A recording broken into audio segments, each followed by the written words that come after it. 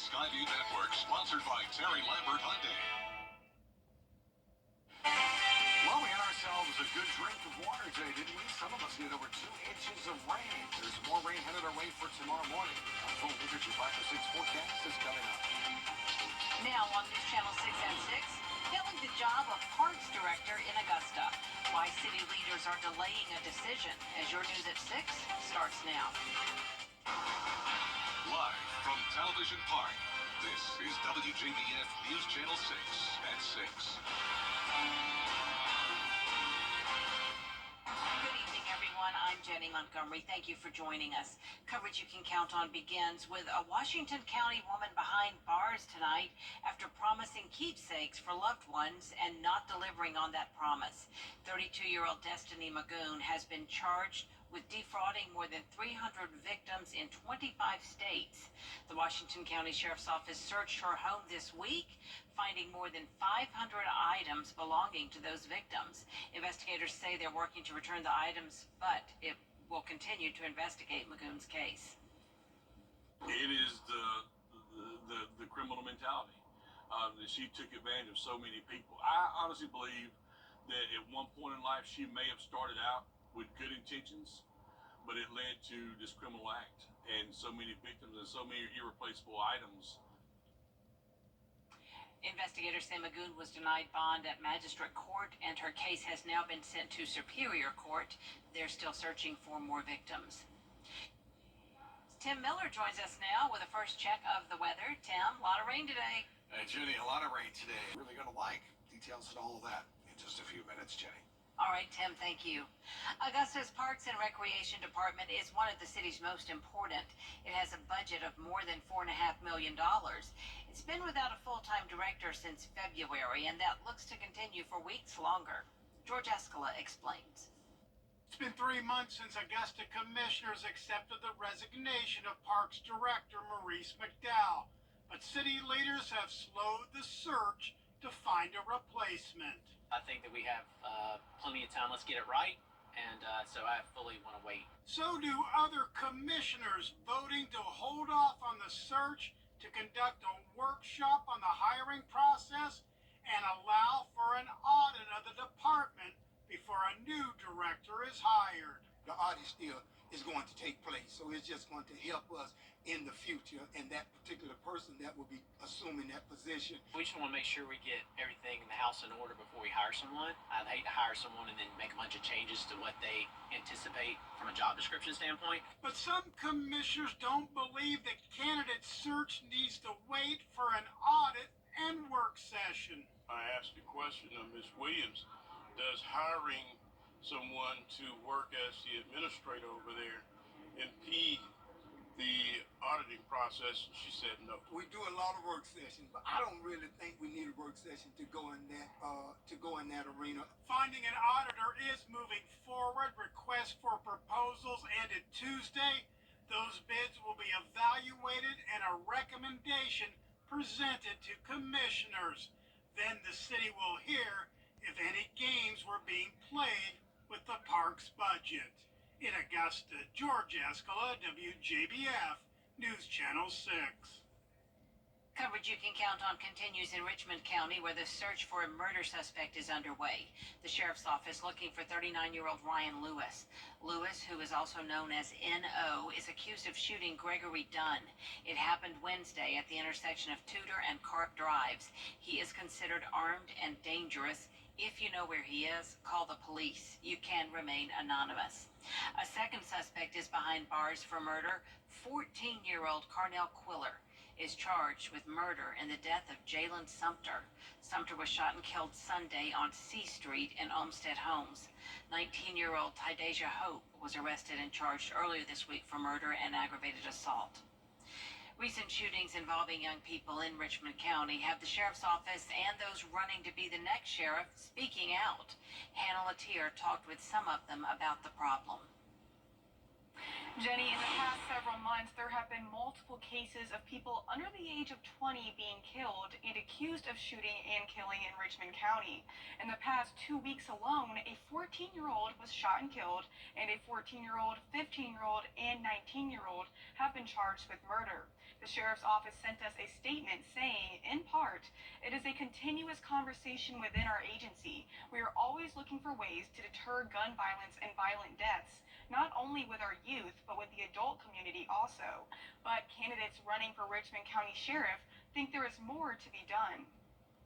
We're going to have to form a crime reduction partnership. There are some cities that are doing that now, and it seems to be pretty successful. They've had some cities that have had up to 75% reduction in youth violence. This is something I think would be really effective here. We as law enforcement have to get back to community policing. We have to get back in the neighborhoods. You have to meet the youth where they are. And if we're not in the neighborhoods, we're not making that connection. Now, incumbent Sheriff Richard Roundtree declined an interview, but the sheriff's office did send us a statement. We also reached out to independent candidate Richard Dixon and didn't hear back. The general primary and nonpartisan election is on May 21st, and early voting ends on May 17th. Jenny? Youth in the Augusta area getting the chance to meet local leaders today. Youth Leadership Augusta had their Community Leadership Day at the Kroc Center. Students got the chance to network with local leaders, including the tax commissioner, judges, principals, and more. The program is designed to expose, educate, and motivate potential young leaders to take an active role in their community. Programs such as Youth Leadership Augusta provide them an opportunity to see modeling of what the appropriate behavior would be, how leaders in our community work, how they give back to the community, and everything that goes with being a productive citizen. The Youth Leadership Augusta is administered by the E3 Foundation and has around 40 participants each year. Aiken County investigators need your help to find a missing man. 52-year-old Calvin Edwards was last seen last night walking toward a pond near Hunter Branch Road in Sally. If you know where he is, contact your sheriff's office. A proposed landfill project is stirring up controversy in Aiken County. DHEC received a permit application for replacing Hilltop Landfill with Rabbit Hill. Hilltop is nearing capacity based on a recent report. The new location would be near neighborhoods, a school, and churches. Neighbors say they're concerned about the environmental and health impacts. My son just started there this year. He's in 4K at Jefferson Elementary. And as it stands, the proposed boundary is just the 1,000-foot buffer that they are required to have, which sounds like a lot, but when you start looking at the map and the area that they have, it doesn't really seem like that much. DHEC says it's still deciding whether to move forward with the project. Coming up, addressing hunger in the CSRA, how local and state leaders are working to feed the future. Well, tomorrow we're in Waynesboro. It's your hometown, of course. It's got to be the Boss Hog Barbecue event.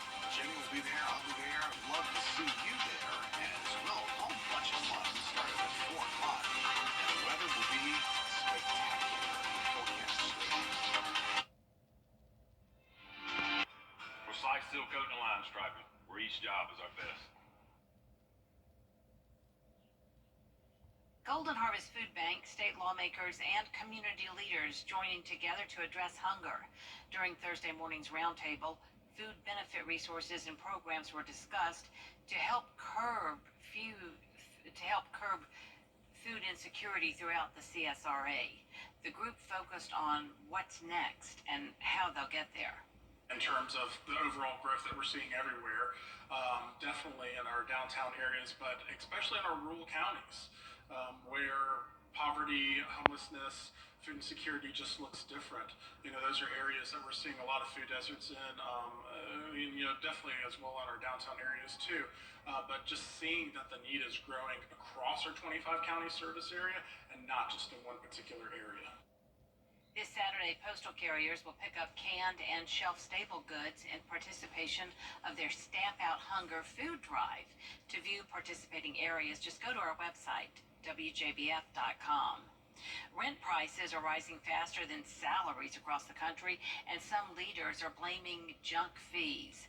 Junk fees are things like pet or application fees that happen once or sometimes monthly. Renter advocates say these fees make it harder for renters to compare prices.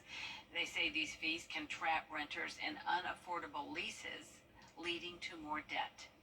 It puts well-intentioned landlords who are being fair at a disadvantage with landlords that are playing these games. The White House has made it a top issue to try to ban junk fees across housing, banking, and other industries.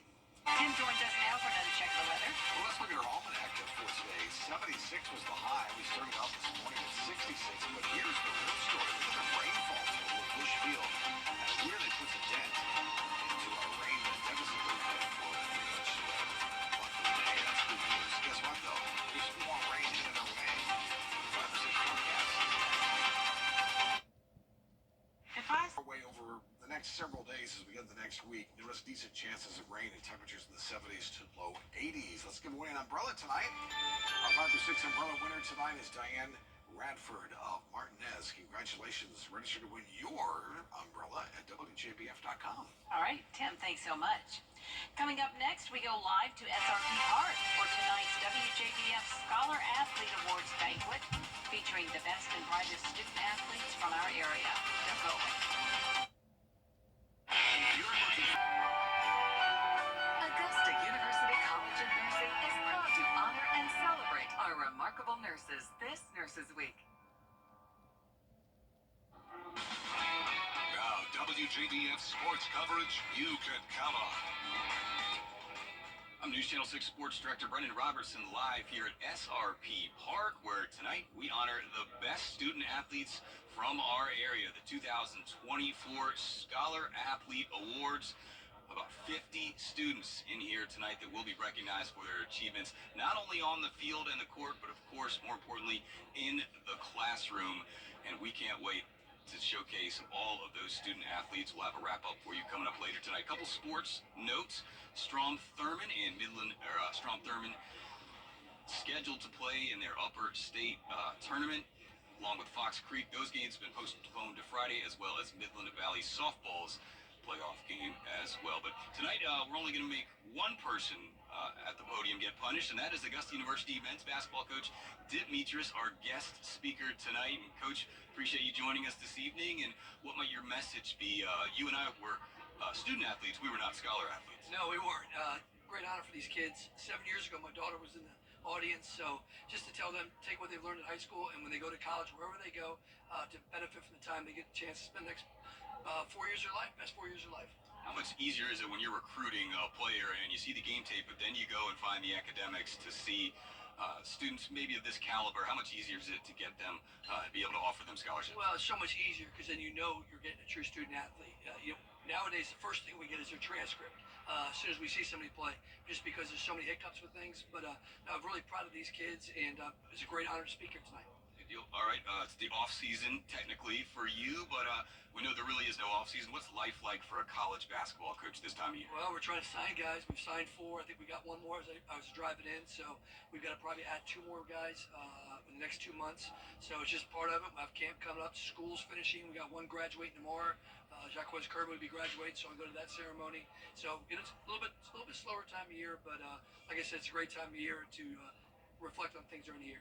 Kirby had a tremendous career, and look forward to the speech tonight. I'll let you go get some food, and as I mentioned, we'll have a wrap-up for you coming up later tonight. But live from the 2024 Scholar Athlete Awards here at SRP Park, Brendan Robertson, WJBF News Channel 6. We'll be right back.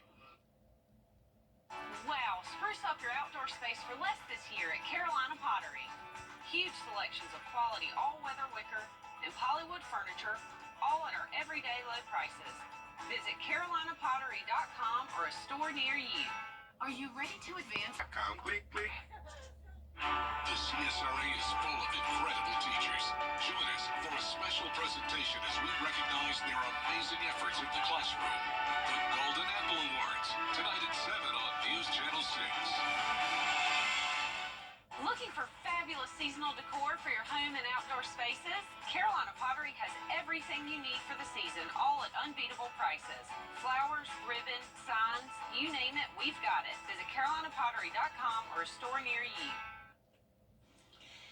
The U.S. military has successfully tested a prototype of an unmanned underwater vehicle, or UUV, named Manta Ray off the coast of Southern California.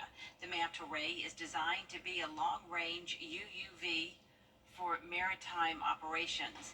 It uses efficient buoyancy-driven gliding to move through the water. Wow. Interesting. Cool stuff there. Well, our forecast is a lot better than it was just a few hours ago. Tonight it's going to be relatively quiet, Jenny. We'll see an overnight low of 66. However, tomorrow morning, another round of showers and thunderstorms. Those storms will be heavy at times, but they'll move out quickly. And we're into sunshine just in time for your hometown of Waynesboro and a great Mother's Day weekend headed our way with temperatures into the 70s and low 80s. Looking forward to always going to Waynesboro. Lots That's of fun. right. We can't wait to see everybody out there and smell that wonderful barbecue. Yes, and That will be tempting us throughout the newscast. That's our report for now, everybody. Thanks so much for watching. News Channel 6 continues at 7 right after World News Tonight. Then we'll see you again for News Channel 6 at 11. Have a nice evening.